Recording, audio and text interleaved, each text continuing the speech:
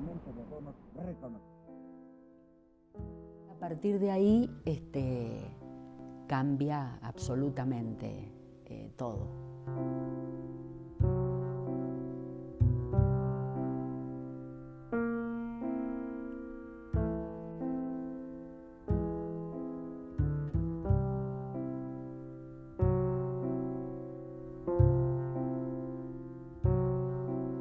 Eso también marcó como las decisiones que yo fui tomando después de hacer teatro.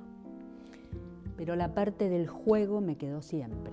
Yo creo que siempre he buscado ese estadio del juego profundo para poder actuar, ese estadio del alma, ¿no? Donde las cosas se vuelven reales o se alcanza otra realidad.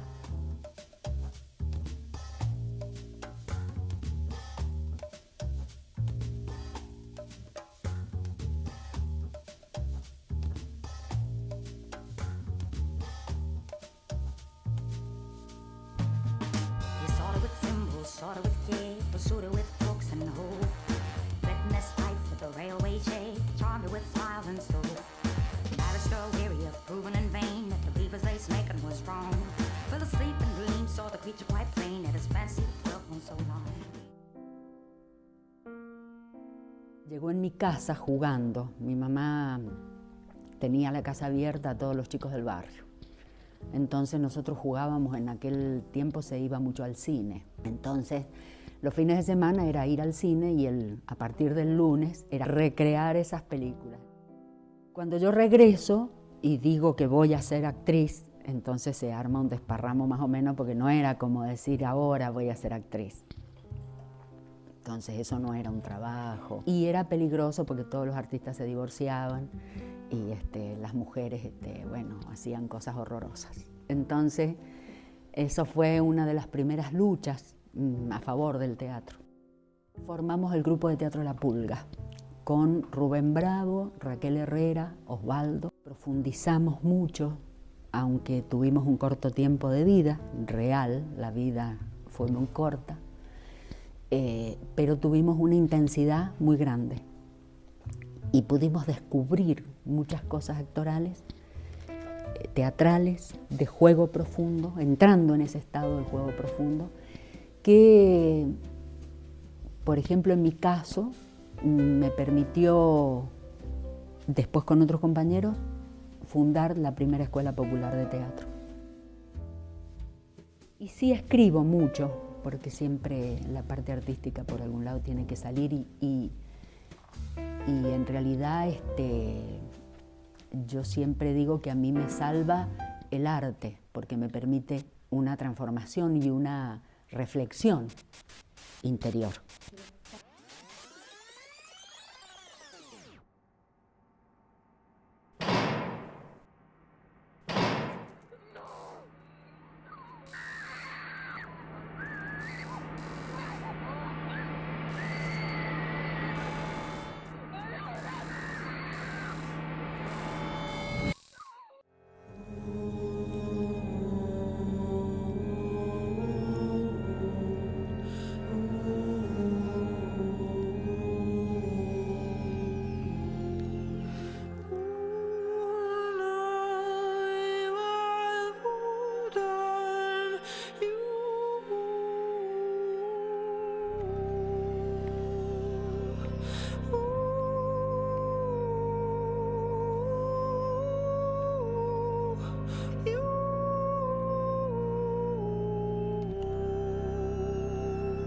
En mayo fusilan en una finca a Raquel Herrera, que era nuestra compañera, y a su esposo, en una finca, la finca Sansone del Trapiche.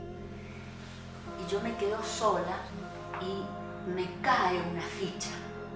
Me doy cuenta que yo estuve muy cerca de Rubén y Rubén no está.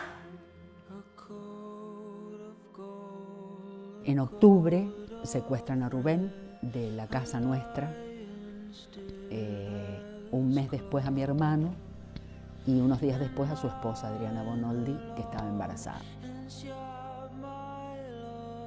En el alma yo no podía seguir haciendo teatro en esa circunstancia. Entonces me vuelco a la búsqueda de ellos, a que los entreguen, a encontrarme con otras personas, a buscar actividades para exigir eso a las fuerzas de seguridad, en fin, todas las cosas que se hicieron.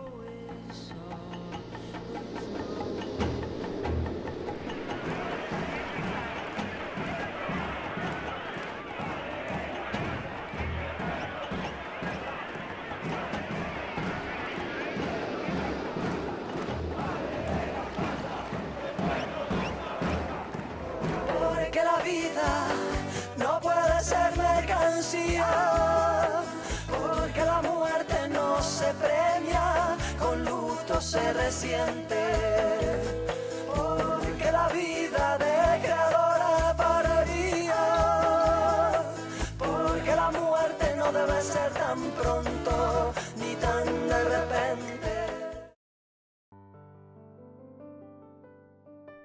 Esta transformación de la tragedia en otra cosa. Yo creo que empezó mucho ahí, en esa comisión, porque siempre nos dimos tareas y siempre nos dimos fuerza, solidaridad entre nosotros. Nunca nos juntamos a llorar, nos juntamos a contenernos y a luchar. Entonces, a partir de ahí surgían, qué sé yo, actividades que nos permitieron seguir viviendo, criando a los hijos y buscando a nuestros compañeros desaparecidos, ¿no? Pero siempre fue una mezcla de lo vital dentro de esa tragedia. No fuimos un grupo de personas que se quedó y no luchó. La lucha nos hizo transformar esa realidad. Esa voz del más pobre, esa resistencia estaba sofocada. Entonces fue una lucha que nosotros decidimos dar, que no nos pareció bien dejar de lado, que no es que, bueno, yo me puse a pensar a ver qué hago, qué no hago, no, fue saltar a eso. No digo que pueda hacer lo mismo que a los 26 años, pero sí digo que puedo hacer otras cosas y que tengo una experiencia que antes no tenía y que para algo debo hacerla servir. Debo hacerla servir porque creo, confío, estoy convencida que el mundo puede ser mejor. A mí me viene siempre bien un ejemplo de un tejido, ¿no? Y viste, se corta un hilito y se hace un agujero. Bueno, si vos no lo surcís, si no volvés a enlazar eso, se hace cada vez más grande, se pierde eso. Hay veces que a uno le toca transmitirle a tu nieta quién fue su abuelo Rubén. Y eso es un hilito porque es su vida, porque yo no quiero que mis nietos sean gente indiferente.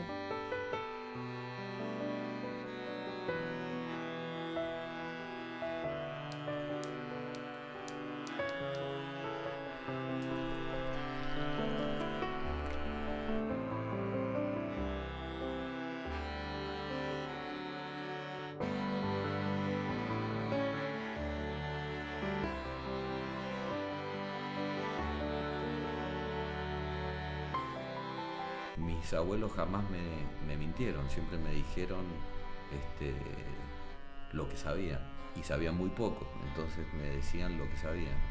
Y lo que se encaró con mi abuela siempre fue ir a buscarlo, como una búsqueda concreta de ir a buscar a alguien que no sabes dónde está, y ahí ella conoció a las otras madres de Plaza de Mayo. Mi padre desaparece en Buenos Aires, junto con una novia que él tenía, una pareja de ese momento, pues mi madre había muerto cuando yo tenía 1 año, o sea, hacía 2 años de eso, ¿no? Y entonces sé que fue ahí en Palermo, en la salida de una clínica donde trabajaban, porque él es médico, ¿no?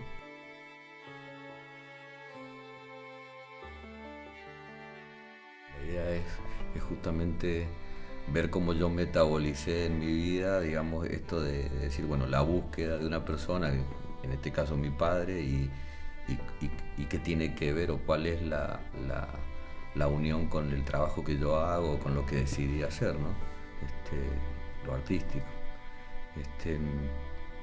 Y es porque, digo, lo he pensado en un tiempo, qué tiene que ver esta búsqueda o la forma con la que se instaló en la familia la búsqueda de mi padre con lo que uno elige, ¿no? Yo siempre tuve mucho miedo de niño a expresarme. Te hablo de tener 7 años y es largo el tema, ¿no? Pero en la escuela justamente parte de lo que veo ahora con el paso del tiempo es que tenía mucho para decir, pero me daba miedo decir, ¿no? Esa ausencia también me dio a mí parte de cómo entender la teoría del arte o la teoría de las poéticas que uno arma cuando es artista, ¿no? Y la ausencia ocupa lugar, y un lugar muy, muy profundo. Entonces, en el trabajo mío, esa búsqueda ha sido el motor también, no para que la temática sea lo que más te gane. La temática es súper importante transmitirla, la de la búsqueda, la identidad, ¿no? La justicia, pero en el arte a veces la búsqueda ya es parte de esa idea, ¿no? Un tipo de stand-up, pero no es stand-up en primera persona, sino es el militar haciendo, el personaje haciendo un stand-up. Y hace un show que hago desde hace unos años, cada tanto. Justo apareció una señora, yo sabía que ese lugar me gustaba por lo que no hay nada, y está todo. O sea, unas ruinas que hay ahí, que eran de un lugar, de un frigorífico que existió hace mucho. Había una ruina y podía hacer cualquier cosa, entonces la señora veía el frigorífico y yo la escuela esta imaginaria. Y lo gracioso es que le sale un guión social a la gente, un guión muy extraño, que de repente se acercó y dijo, sí, haga algo por el país, usted que puede. Ese personaje surgió también de ahí, de darle, de hacer catarsis con ese personaje militar y que es artista y tiene ese problema, dice él. Tiene un problema, que es artista, ¿no? Y no lo quieren los militares por artista y no lo quieren los artistas por militar. Entonces el tipo se inventó una propia escuela de cerámica de la Armada.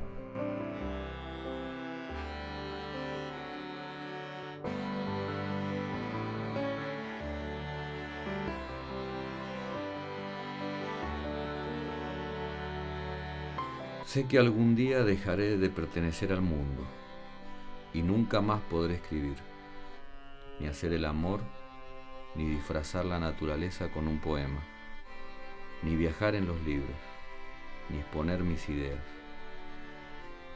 Por eso en este poema dejo mar, cielo y luna, mariposas, besos y sirenas, y me dejo a mí, porque cuando muera seguiré viviendo en estos versos.